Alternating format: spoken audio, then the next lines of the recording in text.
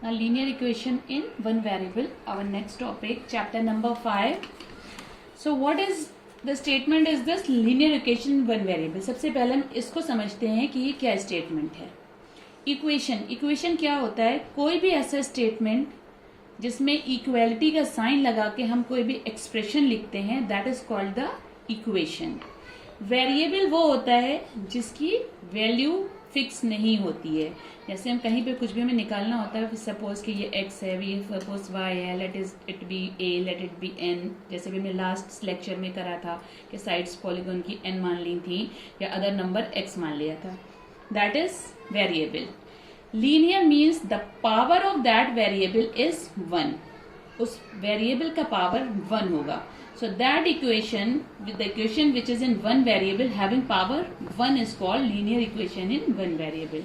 अभी ये हमने ओरली करा है, अब इसको जब प्रैक्टिकली करेंगे तो समझ में आएगा.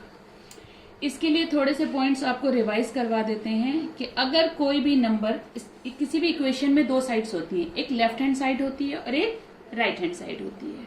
अब ये ध्यान हमें देना है कि अगर हमें किसी नंबर को लेफ्ट हैंड साइड से राइट हैंड में शिफ्ट करना है, उसको हम बोलते हैं transposition. What it is called? Transposition. 6th class में हम लोगों ने बहुत अच्छे से किया हुआ है ये, कि अगर कोई भी नंबर लेफ्ट हैंड साइड में है तो उसको हम राइट हैंड साइड में लेके जाएंगे. अगर वो एडिशन में होगा तो वो राइट हैंड साइड पे जाके सब्सट्रैक्शन में हो जाएगा. अगर वो लेफ्ट में सब्ट्रैक्शन में होगा तो राइट हैंड साइड पे जाके वो एडिशन में हो जाएगा. अगर वो मल्टीप्लिकेशन में होगा तो डिवाइड में हो जाएगा. अगर डिवाइड में होगा तो वो मल्टीप्लिकेशन. मीन्स जो भी होता है उसका रिवर्स साइन आ जाता है. सिर्फ यही बेसिक रूल आपको यहाँ फॉलो करना है और आपको क्वेश्चन सॉल्व हो जाएंगे. So moving to exercise 5.1, leave first question number 1 and 2, no need to do. ना question number 3. Question number 3 is 1 minus 7y is equal to -6. Solve the following equation and check the result. हमें इसको solve भी करना है और check. Okay, now 1 minus 7y is equal to 7. We have to solve this equation and check the result also whether the value which we have taken for the y is right or wrong. तो हमें क्या करना पड़ेगा? हमें इसमें 7, ये कौन सी equation है? It is the equation in variable y. तो हमें y की वैल्यू फाइंड करना पड़ेगी. तो हम क्या करें, इस y को यहीं छोड़ देते हैं और इस 1 को हम उधर शिफ्ट कर देते हैं. ये y का साइन 1 के ऊपर कौन सा साइन लगा है? जहां पे कुछ साइन नहीं होता है वहां पे प्लस का होता है. तो ये 7y को हमने इसको एज इट इज छोड़ दिया और ये -6 इधर था. ये प्लस का 1 उधर जाके बन गया माइनस का 1. नाउ इट इज माइनस का 7y एंड माइनस माइनस जब होते हैं तो साइन तो माइनस का आता है लेकिन नंबर्स दोनों ऐड हो जाते हैं. ओके, अब दोनों तरफ माइनस साइन है, हम इसको कैंसिल कर सकते हैं. So it will be 7y is equal to 7. y is equal to, अगर कुछ इधर मल्टीप्लाई में है तो उधर जाके क्या बन जाएगा? डिवाइड में. which implies that y is equal to 1. y की वैल्यू क्या निकल आई? 1. अब ये तो आधा पार्ट हुआ है कि सॉल्व करा है हमने. Now what we have to do? We have to check the result.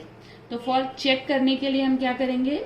LHS side और LHS साइड दोनों इक्वल होना चाहिए. Put y is equal to 1 in both the sides. इस इक्वेशन की दोनों साइड में हम y की वैल्यू 1 रखेंगे. तो LHS और RHS में हम क्या करेंगे? दोनों साइड वैल्यू रखेंगे. सबसे पहले देखिए LHS क्या है. LHS है 1 minus 7y, 1 minus 7 into y की वैल्यू 1 है. 1 minus 7 is equal to -6. और RHS क्या है? RHS हमारा ऑलरेडी -6 है, which means LHS is equal to RHS. और हमारा जो वैल्यू है वो बिल्कुल सही आई है. क्लियर? अगर ये वैल्यूज ये दोनों इक्वल नहीं आएंगे इसका मतलब हमने कैलकुलेशन में यहाँ कहीं मिस्टेक कर दी है. Now moving to question number 4. Question number 4 is 5x plus 2 is equal to 10 plus 3x. अब हमने क्या करना है, इसमें देखिए दोनों तरफ x है तो हम क्या करेंगे? x को एक तरफ रख लेंगे और कॉन्स्टेंट्स को एक तरफ रख लेंगे. तो यहाँ पे 5x को हम एज इट इज छोड़ देंगे. 5x will remain as it is. और ये 3x जो इधर है उसको हम दूसरी साइड ले आएंगे. तो यहाँ पे 3x किसका है? प्लस का. तो जब हम इसको लेफ्ट हैंड साइड में लाएंगे तो ये बन जाएगा माइनस का. Is equal to 10 will remain as it is, और ये 2 इधर प्लस का था, इसलिए कांस्टेंट है, इसको हम दूसरी तरफ भेज देंगे तो it will B 10 minus 2. Now 5x minus 3x will be 2x and 10 minus 2 will be 8. Now ये 2 मल्टीप्लीकेशन में उधर जाके डिवाइड हो जाएगा 8 by 2 which implies that x is equal to 4. x 4 आ गया. अब हमें चेक करना है, तो चेक करने के लिए क्या करेंगे, चेक करना है यहाँ पे put x is equal to 4 in both the sides. दोनों साइड्स में हम x इज इक्वल टू 4. तो पहले LHS लेंगे. LHS आया हमारा 5x प्लस 2 है, तो यहाँ पे आपने x को 4 रखा. 5 into 4 plus 2 it will be 20 plus 2 equals to 22. अब RHS में रखेंगे, तो RHS है 10 plus 3x, put x is equal to 4 equals to 10 plus 12 which is equal to 22, which implies that LHS equals to RHS and our question is verified. हमारा ये answer इसका मतलब सही आ गया. Question number 5. x plus x by 3 is equal to 8. अब देखिए यहाँ fraction में आ गया है, तो क्या करेंगे हम यहाँ पे, here we have to take the, now here what we have to do, सबसे पहले we have to take the LCM. Left hand side को हम पहले सॉल्व कर लें. तो देखिए यहाँ नीचे x के नीचे 1 है और यहाँ x के नीचे है 3 इक्वल्स टू 8. तो नीचे हम LCM लेंगे, 3 आएगा. यहाँ 1 है तो ऊपर भी हम 3 से मल्टीप्लाई करेंगे. 3x plus x is equal to 8 which implies that 4x upon 3 is equal to 8.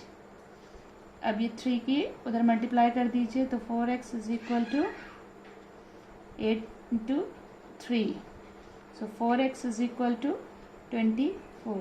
यहाँ से यहाँ आगे तो x is equal to 24 by 4 implies that x is equal to 6. तो x की वैल्यू क्या आ गई, 6. वेरिफिकेशन आप करो. नाउ LHS क्या है, LHS will be x plus x by 3.